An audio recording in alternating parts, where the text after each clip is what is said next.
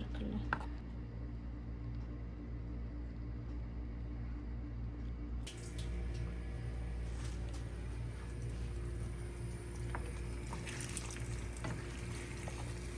السلام عليكم ورحمة الله. اليوم إن شاء الله بنسوي معاكم أكلة المطبق الحلوة اللي يحبونها طبعا الكبار والصغار.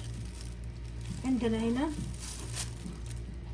عجينة بدون خميرة، بس استمرينا في العجن لمدة 10 دقائق، سواء اللي عنده عجانة كهربائية أو بإيده. أنا عجنتها باليد.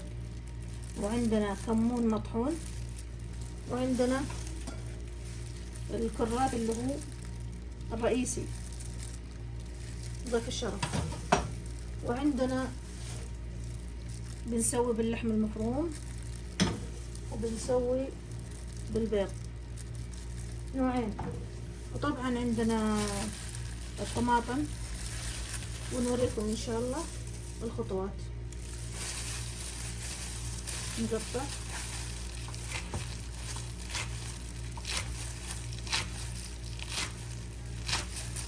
القفازات ما تساعد ابدا على الشغل.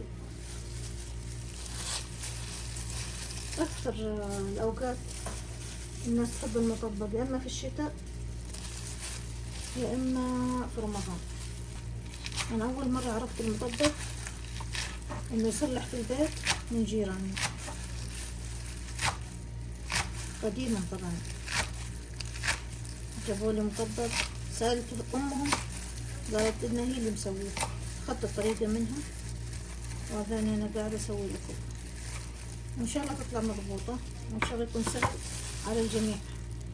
بعدين الناس اخترعت في المطبق، عندهم مطبق بالجبنه، مطبق بالقشطه، مطبق بالموز. عندنا حبتين طماطم،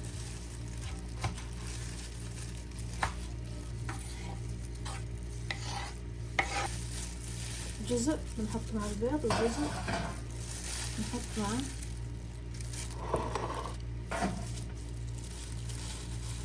اللحم المفروم مع البيض.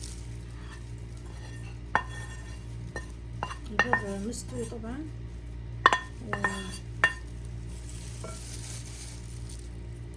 وبارد، لازم يكون بارد. الحين نضيف الكمون، طحنا مطحنة الثوم. الحين بنحط بيضتين على نفس الخلطة، بيضتين طبعا نية غير مستوية، هذه بتعطيه تماسك طبعا. الحين نخلط، حطينا كمون، باقي نحط فلفل اسود، نزيد من الكمون والملح. هذا الفلفل الاسود. كذا خلاص الخلطة جاهزة. هذه ابسط طريقة لعمل المطبق. نحط الخلطة على جنب، ندهن، نضيف هذا بالزيت. طبعا ما راح اشتغل بالعجينة بالقفازات لانه صعب جدا. العجينة معجونة طبعا مثل ما قلت لكم بدون خميرة وبهذا القوام. طبعا استمرينا في العجن، الاستمرار في العجن يخليها تمط معاكي.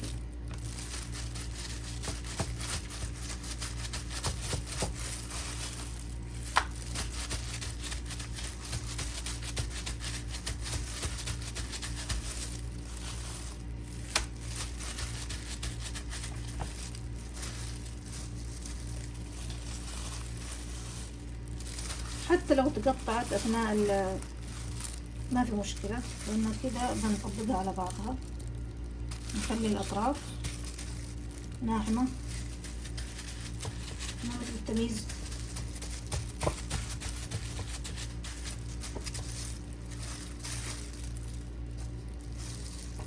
يعني هي بس يعني الوقت تاخذ بس في فرد العجينة، كل الأمور سهلة جدا.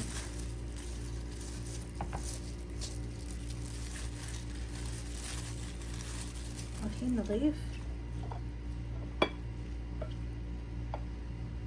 الخلطة، جزء من الخلطة في في المنتصف.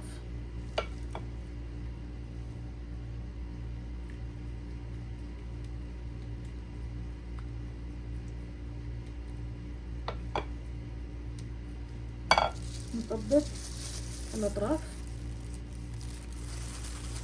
الشكل.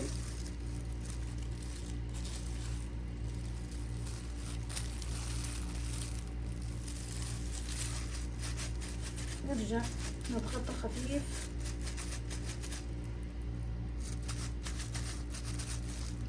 الحين نحطها في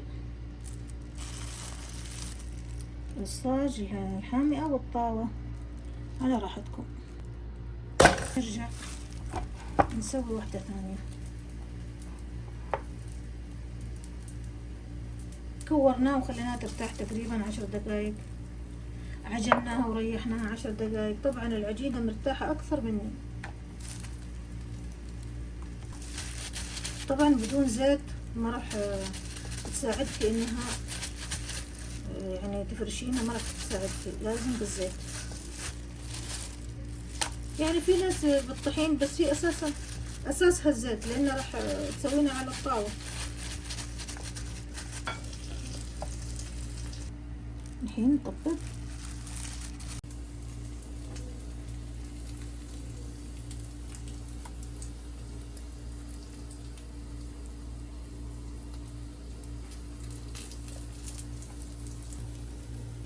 سويت 4 حبات بالبيض. الباقي بسويه باللحمة المفرومة نفسها، بس مجرد يعني اضيف عليها اللحمة المفرومة بس لتعزيز شو يسمونه البروتين او الطعم. نضيف من الخضار اللي قطعناه بدون الماء طبعا.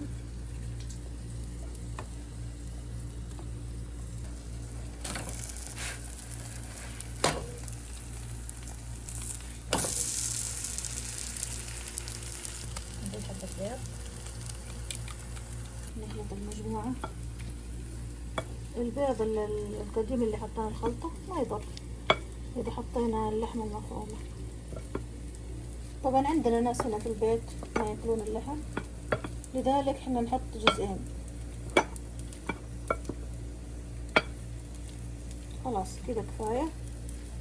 نفرد واحدة الحين نوريكم. نحط نسينا نحط من خلطة كمون والملح.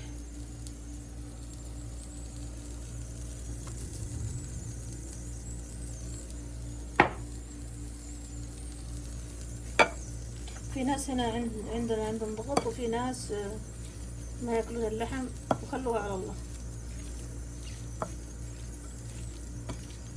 الحين نفرد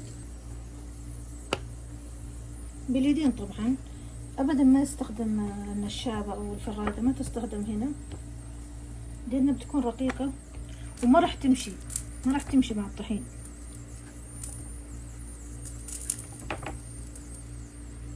طبعا عين هنا وعين على اللي على النار عشان ما يحترق.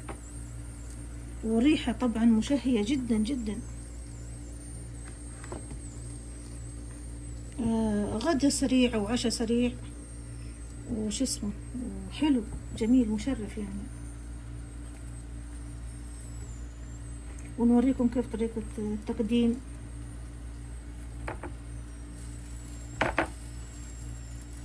ونقرأ لكم فوائد الكراث. نحط جزء طبعا من الخلطة، يجي له 3 ملاعق بالخشبية هذه الحلوة. كأن البيض قليل بس يلا ما عليه. الحين نطبق، لذلك سمي مطبق. يلا طبق الجهات ال4 ونفرد عشان ياخذ راحته. نشيل حبة من اللي على الطاولة هنا، نشيل مستوية حار. هذه مستوية نشيلها، نحط هذه طبعا، بس لازم نفرق او نشيلهم كلهم علشان اللي ما يحب اللحم ما يتضايق. شلناهم. الحين نحطه باللحم. خلاص نخليها تاخذ راحتها. نفرد الثانية. والحين نقرأ لكم فوائد الكراث. طبعا الكراث غني بالفيتامينات والمعادن والألياف ومضادات الأكسدة، وطبعا يقوي المناعة ويحسن الهضم ويعزز من صحة القلب والأوعية الدموية. يعني يخفض الضغط. نعم. الحمد لله. اللي عنده ضغط يرتاح. لا الكراث يخفض ولا الكركديه يخفض ولا حتى الحبوب مرات ما تخفض. طبعا حنا هذا نعتبره حنا غداء، يعني متواضعين نتغدى اي شيء.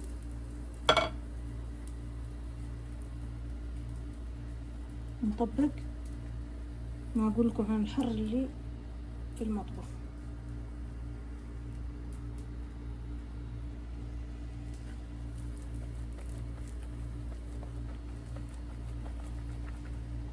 نشيل ونرمي على الطاولة. نلاقي 3 حبات والحشوة كأنها كثيرة. نزيد من الزيت مع كل مرة، نزيد من الزيت لأنه هو اللي راح يساعد على فرد العجينة. لا يعني لا تقولون صحي وكذا، هو فعلا تقريبا صحي بس الزيت ضروري.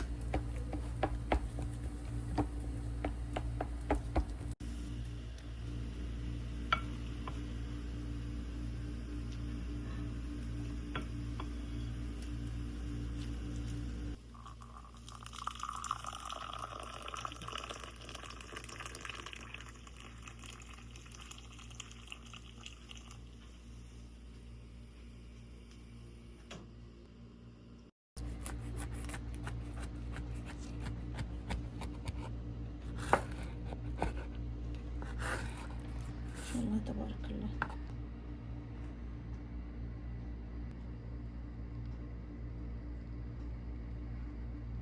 أتمنى أنكم تجربون الوصفة هذه، واللي يجربها يعلمنا، وإذا عندكم أي أسئلة وعلينا وعليكم بالعافية يا رب.